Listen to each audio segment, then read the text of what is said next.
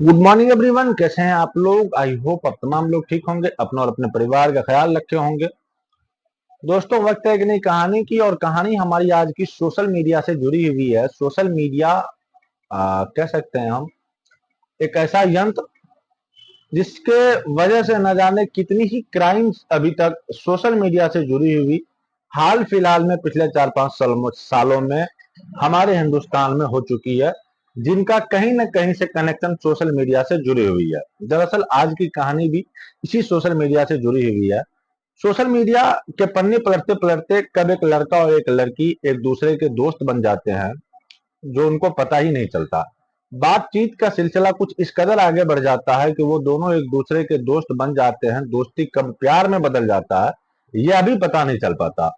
उसके बाद दोनों फैसला लेते हैं कि क्यों ना हम लोग एक साथ रहने लगे।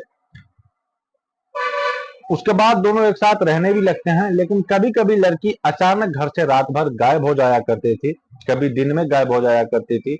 तो कुछ एक दिन ऐसा ही कुछ हुआ कि लड़की हमेशा हमेशा के लिए गायब हो जाती है। उस लड़के ने उस लड़की की तलाश करने की कोशिश भी की। यही नहीं, उस लड़की के परिवार वालों ने भी उसकी तलाश करने की कोशिश की। लेकिन 96 डेज यानी कि 3 महीने से भी ज्यादा का दिन जब वो लड़की बरामद नहीं हुई, 97 मतलब 3 महीने 7 दिन के बाद वो लड़की बरामद होती है, तो न केवल उस जिले में बल्कि पूरे प्रदेश में इस बात की खबर फैल जाती है कि आखिरकार ये लड़की गायब क्यों हुई थी, इसके पीछे का गायब होने का कारण क्या था, किसने उसको गायब किया था। आज की कहानी के माध्यम से यही बताने की कोशिश करेंगे। आज की जो सच्ची घटना मैं आपको सुनाने जा रहा हूँ, ये सच्ची घटना है उत्तराखंड प्रदेश का एक देहरादून है। दरअसल कहानी यही देहरादून से शुरू होती है, लेकिन लड़की हरिद्वार की का एक वहां की रहने वाली होती है। जहीर हसन की बेटी, जिसका नाम होता है शहनशाल। साल 2017-18 में वो अपने परिवार से यह कह करके घर से निकली थी कि मैं कुछ खाने कमाने के लिए, यानी कि नौकरी की तलाश के लिए घर से बाहर जा रही हूँ, और जो भी तुम्हारी मदद हो सकती है वो मैं जरूर करूंगी। इस लड़की ने अपने घर से ये कह करके निकली थी, और निकलने के बाद अपना जो भी कमाती वमाती पैसे कमाए, खाते पीते, और उन पैसों को, जो बची खुची पैसे थे, वो पैसे अपने घर भेज दिया करती थी। और उसकी जो माँ थी उसकी, वो अक्सर उनसे बातें हुआ करती थी। लेकिन धीरे धीरे करके ऐसे ही वक्त बीतने लगता है, और साल 2018 के बाद 5 साल बीत जाते हैं, यानी कि साल 2023 दिसंबर का वो महीना था। 26 दिसंबर के बाद वो अपनी माँ के संपर्क में नहीं रहती। इसीलिए उसकी माँ जो होती है, जो उसका शौहर होता है, वो अपनी बेटी को शहर में देखने के लिए देखकर वो परेशान हो जाता है कि आखिरकार बेटी गई तो गई कहाँ। उसको उसके पहले फोन पे संपर्क साधा तो उसका नंबर बंद था, लेकिन जो उसके कांटेक्ट में एक दो लोग थे, उनसे बातचीत करने की कोशिश की, तो उन्होंने कहा कि उसके बारे में, सहन के बारे में हमें कोई ज्यादा जानकारी नहीं है।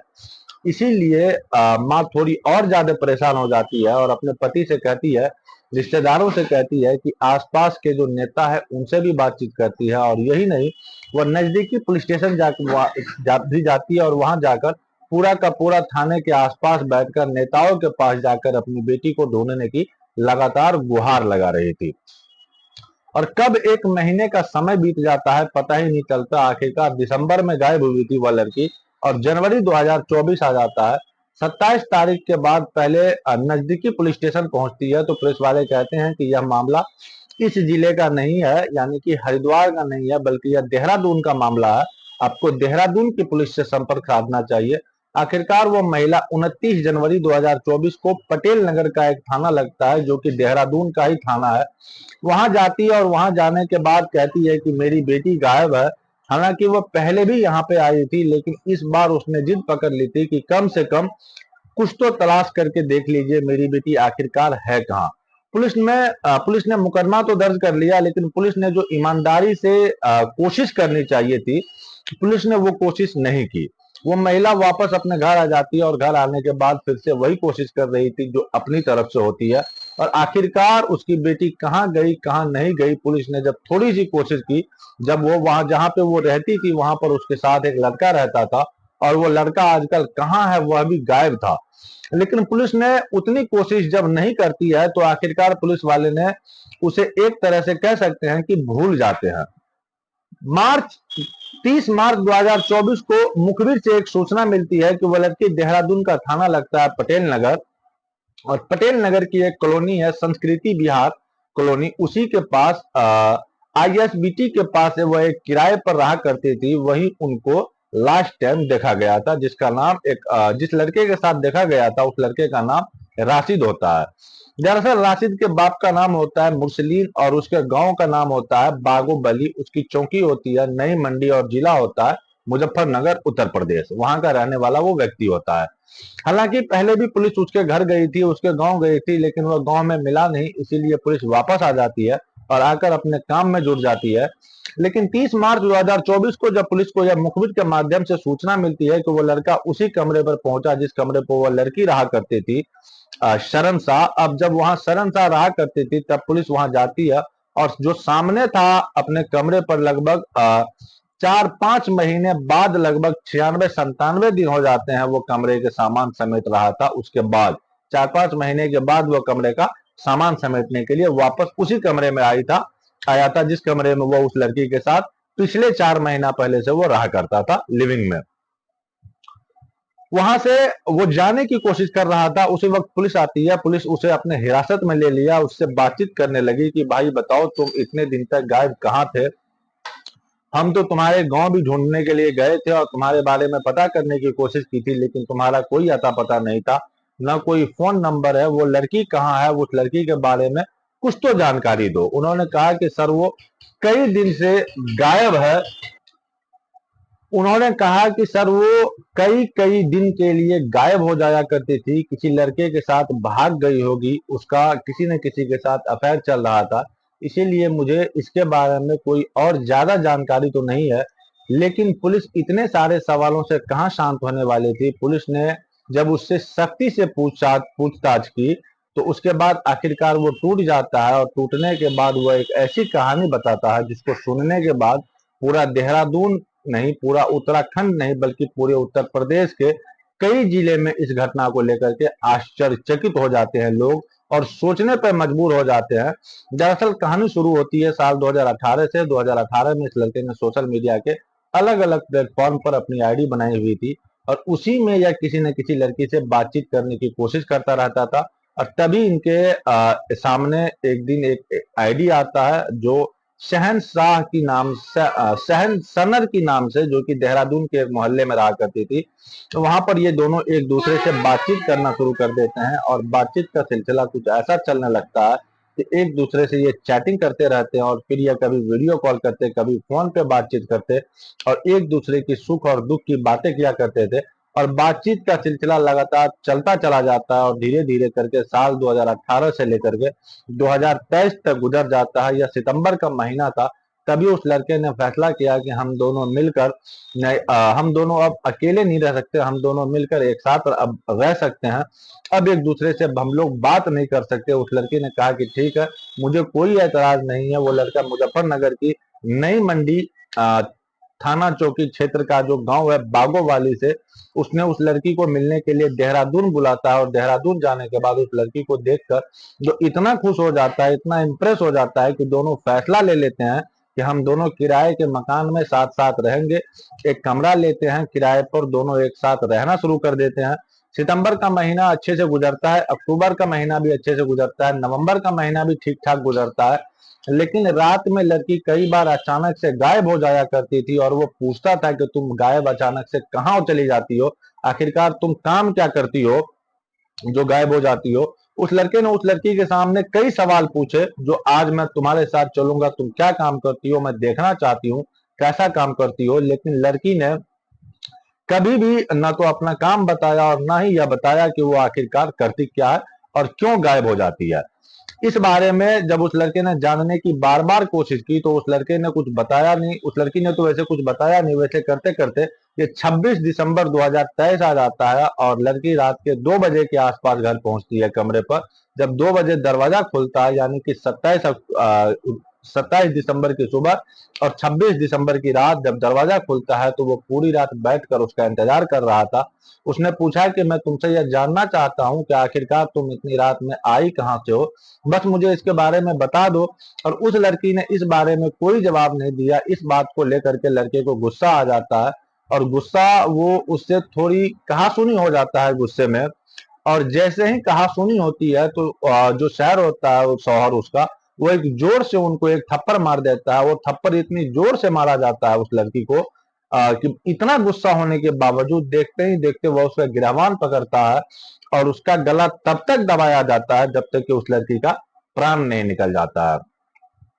अब वो लड़की तो मर जाता है, उसकी लाश उसी कमरे में पड़ी थी। राशिद जो होता है वो परेशान हो जाता है, सोचने पे मजबूर हो जाता है कि अब इस लाश का मैं करूं तो क्या करूं। अब पूरी रात ऐसे ही निकल जाती है और दिन निकलता है। सुबह के 11 बजे के आसपास वो तैयार होता है और तैयार होने के बाद उसका जो एटीएम कार्ड था उसको लेकर के जाता है और एटीएम कार्ड से लगभग 10,000 रुपये की रकम निकालता है। और वहीं पास की ही एक जगह लगती है लालपुर।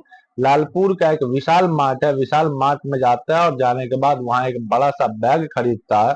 और बैग खरीदने के बाद उसके पैसे देने के बाद सीधा अपने कमरे पे आता है।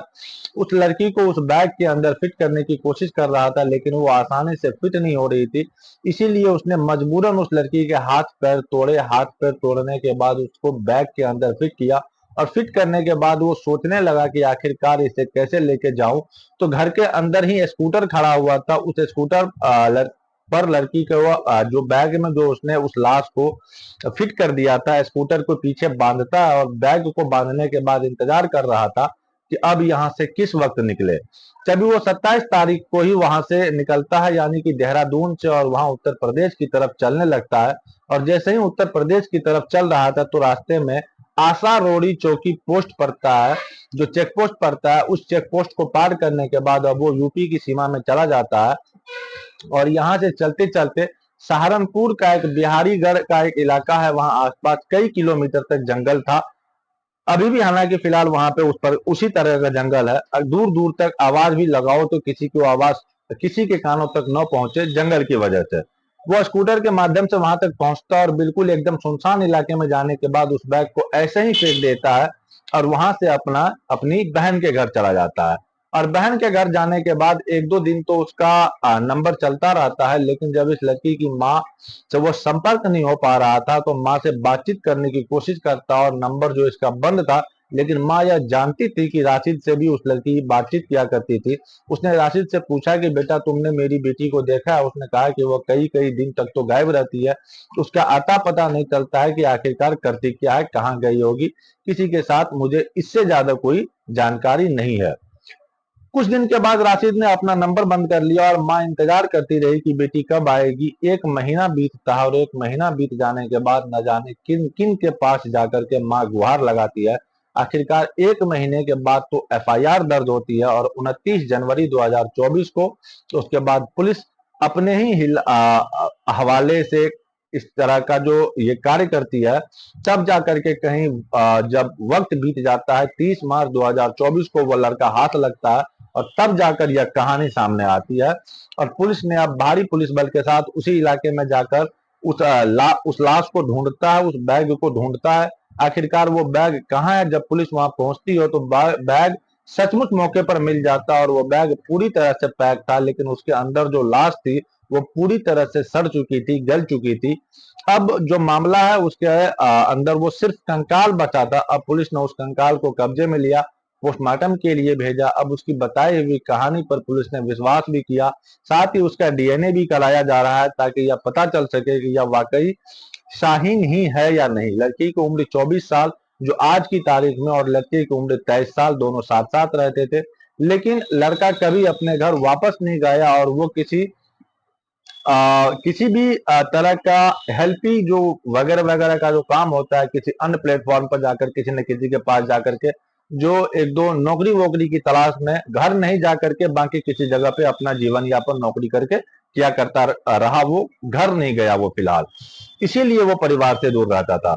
पुलिस कोशिश तो कर रही थी उसे ढूंढने की, लेकिन उतनी ईमानदारी से कोशिश नहीं कर रही थी जितनी ईमानदारी से उसे कोशिश करनी चाहिए थी।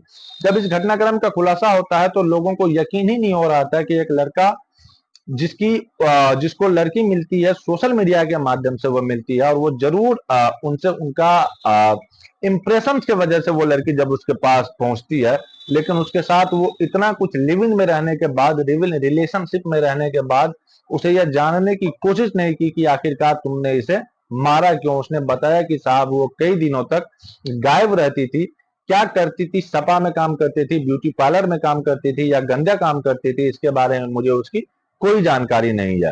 हालांकि पुलिस भी इस बारे में जानकारी इकट्ठा करने की कोशिश कर रही है कि आखिरकार माजरा क्या था। ये थी हमारी आज की कहानी। आई होप कहानी आपको पसंद आ गई होगी। और सोशल मीडिया का जो ये जाल है और शहर का जो ये कंक्रीट का जाल है, जिसमें अड़ोसी पड़ोसी आस पड़ोस के लोग एक दूसरे से बिल्कुल ही अनजान रहते हैं कि कौन मेरे पड़ोस में रहता है, कब वो आया कब गया, उनके घर में क्या खाना बना, खाना बना भी नहीं बना, कौन भूखा है कौन क्या है।